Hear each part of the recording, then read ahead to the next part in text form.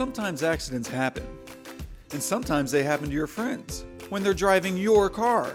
So when your college roommate bumps a stranger's car with your vehicle, who does the insurance company fault? Does car insurance follow the car or the driver?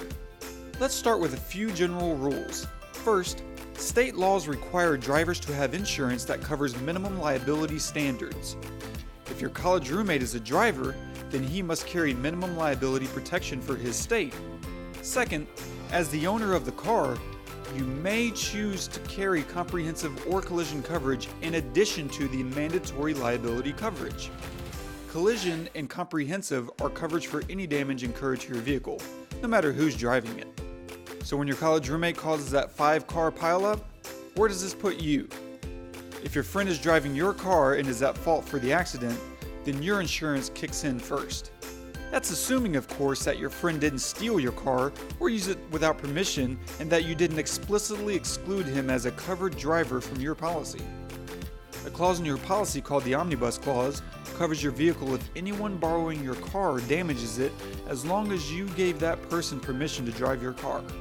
If your roommate has insurance, his policy will kick in as secondary coverage. His insurance may cover medical expenses, personal liability, and any damages or expenses left over if your limits are exceeded. However, if your college roommate isn't an insured driver, meaning he doesn't carry his own liability insurance, you could be in trouble. In the case of the 5-car pileup, the total cost of damages incurred by all other vehicles except yours may exceed your liability insurance limits. If this happens, you could be sued for the unpaid damages since your roommate is uninsured. But what happens if you don't give permission? Are you still liable?